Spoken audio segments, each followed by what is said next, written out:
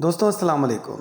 दोस्तों जहां हमें हज 2024 की पॉलिसी का बेसब्री से इंतज़ार है, वहीं ये हज 2024 की जो पॉलिसी है डिले होती चली जा रही है। दोस्तों मोतबर ज़राए से मालूम हुआ है कि वज़ारत मज़हबी अमूर ने हज पॉलिसी पर नज़रसानी करने का फ़ैसला किया है। दोस्तों हज 2024 की पॉलिसी पर नज़रसानी करते हुए ये बात भी डिसाइड की जा रही है कि 20 से 25 दिन का जो हज होगा उसमें मक्का और मदीना में जो दिन डिवाइड किए जाएंगे वो किस तरह से होंगे, वो मैं आपको इस एपिसोड में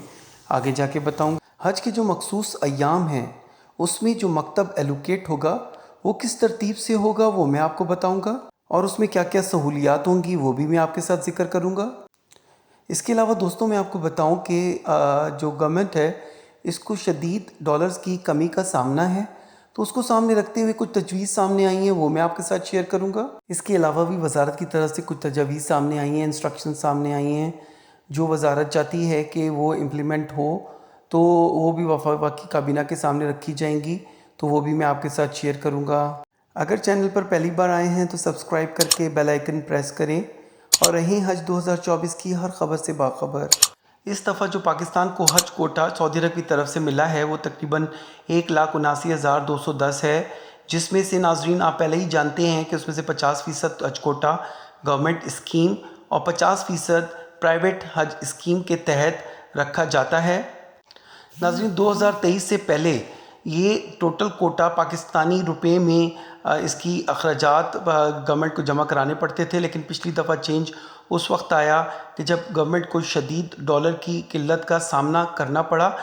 तो फिर जो गवर्नमेंट ने पॉलिसी बनाई उस पॉलिसी के तहत तो जो टोटल 100% कोटा था उसमें से 50% कोटा स्पॉन्सरशिप हज स्कीम के तहत रखा गया। लेकिन गवर्नमेंट को उस वक्त धचका लगा जब 50% स्पॉन्सरशिप हज स्कीम का जो कोटा था वो पूरा फिल ना हो सका और तवक्का से बहुत कम एप्लीकेशंस जमा हुई,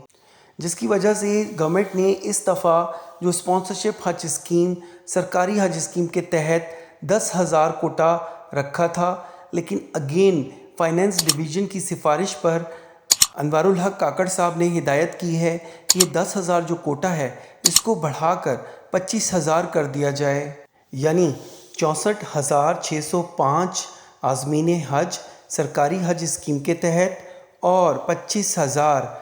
जो गवर्नमेंट का कोटा है उसमें स्पॉन्सरशिप हज स्कीम के तहत हज पर रवाना हो सकेंगे। जबकि जो प्राइवेट कोटा है उसको 50-50% के तनासब से डिवाइड किया गया है, यानी कि प्राइवेट हज स्कीम के तहत अगर कोई जाना चाहता है तो 50% सीट्स पाकिस्तानी रुपीज़ में अखराजात देने होंगे और 50% स्पॉन्सरशिप हज स्कीम के तहत यानी कि डॉलर्स में अखराजात जमा करवाने पड़ेंगे। नाज़रीन पिछली दफ़ा का तनासब देखा जाए तो मेरा अंदाज़ा है कि इस दफ़ा ये 25,000 भी स्पॉन्सरशिप हज स्कीम के तहत एप्लीकेशंस कोई नहीं जमा होनी, और अगेन पिछली दफ़ा की तरह ये सरकारी हज स्कीम का जो कोटा है उसको मर्ज किया जाएगा और इंशाल्लाह जितने भी हुज्जाज कराम हैं वो सब इंशाल्लाह हज की सआदत हासिल करेंगे इंशाल्लाह।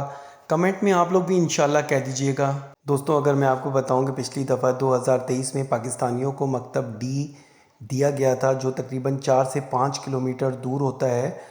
जमरात से, और ये न्यू मिना सिटी का भी जो एंड है वहाँ पर ये मकतब डी के जो खैमे हैं वो लगे होते हैं। इसी तरह मकतब सी की बात करूँ तो ये मकतब सी जो है ये जमरात से तकरीबन 2 से 3 किलोमीटर दूर होते हैं। मकतब ए बी की तरह यहाँ एसी वगैरह नहीं होता, अलबत्ता कूलर लगा होता है। जो यहाँ पर वॉशरूम जो होते हैं वो कॉमन होते हैं, तमाम मकातब के जितने भी मकतब होंगे उनके कॉमन वॉशरूम्स होंगे। कॉमन वॉशरूम्स में आपको बाहर जाना होगा। यहाँ पर एक मकतब में काफ़ी लोगों को ठहराया जाता है, लेकिन मर्द अलहदा और औरतें अलहदा होती हैं। लेकिन ये मकतब डी से इस तरह बेहतर है कि ये पुराना मीना के बिल्कुल बॉर्डर पे जहाँ से न्यू मीना सिटी शुरू हो रहा है तो ये दोनों के बॉर्डर पे वाक़ई होता है और 2 से 3 किलोमीटर होता है, जबकि मकतब डी जो है वो 4 से 5 किलोमीटर अवे होता है जमरात से। दोस्तों मकातब के हवाले से एक और बात जो सामने आ रही है या जो तजवीज़ दी गई है उसमें मकातब में आप मकतब ए बी सी डी में से अपना मकतब खुद सेलेक्ट कर सकेंगे और उसके मुताबिक अखराजात आपसे वसूल किए जाएंगे। दोस्तों लॉन्ग हज के अय्याम के हवाले से बात करें तो 2 दिन आपको आने जाने में लगते हैं और बाकी 8 दिन 40 نمازوں کے برابر ایام آپ کو مدینہ منورہ میں گزارنے ہوتے ہیں، اور اس کے علاوہ باقی جو دن ہیں وہ آپ کو مکہ میں، اور ظاہر ہے 5 سے 6 دن آپ کو منی میں بھی گزارنے ہوتے ہیں۔ لیکن اگر اس کے برعکس ہم دیکھیں 20 سے 25 دن کا جو ہوگا پیکیج، اس میں آپ کتنے ایام کہاں گزاریں گے اس کے حوالے سے میں آپ کو اپڈیٹ کرتا چلوں۔ اس میں آپ 2 دن سفر کے نکال دیں تو باقی 4 دن آپ کو مدینہ میں دیے جائیں گے، اور اس کے علاوہ باقی دن مکہ اور حج کے جو ایام ہیں اس میں شامل ہوں گے۔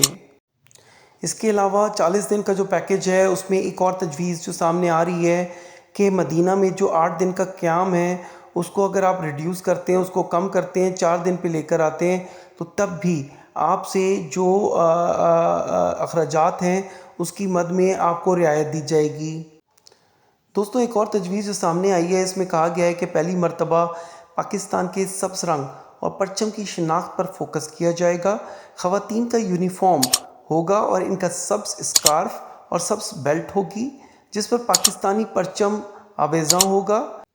پہلے بات سامنے آ رہی تھی کہ 2 سوٹ کیس دیے جائیں گے ہر حاجی کو، لیکن اب اس کو تھوڑا کلیریفائی کر دیا گیا ہے کہ ایک آپ کو سوٹ کیس دیا جائے گا اور ایک ہینڈ کیری دیا جائے گا جس پہ QR کوڈ آویزاں ہوگا، اور یہ بیگز کا جو کلر ہوگا وہ بھی سبز رنگ کا ہوگا۔ QR کوڈ جو اس پہ آویزاں ہوگا اس کی مدد سے آپ کے سامان کو لوکیٹ کرنا آسان ہو جائے گا۔ دوستوں، میں یہ آپ کو بتاتا چلوں کہ ہر دفعہ حج میں لوگوں کا سامان کافی ڈسلوکیٹ ہوتا ہے اور ادھر ادھر ہو جاتا ہے۔ ایک بلڈنگ میں جو سامان آف لوڈ کرنا ہوتا ہے یا پہنچانا ہوتا ہے وہ دوسری بلڈنگ میں پہنچا دیا جاتا ہے، پھر ان کو لوکیٹ کرنا، ان کو معلوم کرنا، ان کو اپنے اصل مالک تک پہنچانے میں کئی دن لگ جاتے تھے، جس پر اب یہ آسانی ہوگی کہ جب بیگز پر QR کوڈ ہوگا تو ان QR کوڈ کی مدد سے حجاج کرام کو لوکیٹ کرنا اور ان کے سامان کو ان تک پہنچانا آسان ہو جائے گا۔ ناظرین، پچھلی دفعہ جو اسپانسرشپ حج اسکیم کا کوٹا تھا اس کے تحت جہاں لوگوں کو اپلائی کرنے میں جہاں دشواری تھی، وہاں ان کو اپنا اکاؤنٹ اوپن کروانے میں بھی کافی دقت کا، کافی مشکلات کا سامنا کرنا پڑا، جس پر اس دفعہ گورنمنٹ نے خاص توجہ دیتے ہوئے تجویز دی ہے کہ اس دفعہ ایک ڈیڈیکیٹڈ اکاؤنٹ ہو جس کے تھرو یہ فورن ریمیٹنس بھجوائی جا سکیں۔ حج کے جو اخراجات ہیں اسپانسرشپ حج اسکیم کے، وہ اس ڈیڈیکیٹڈ اکاؤنٹ کے تھرو بآسانی بھجوائے جا سکیں گے۔ دوستوں، امید ہے کہ آپ کو ویڈیو پسند آئی ہوگی۔ اگر ویڈیو پسند آئی ہے تو ویڈیو کو لائک اور شیئر کریں، بیل آئیکن بھی ضرور پریس کریں اور چینل کو سبسکرائب کرنا مت بھولیں۔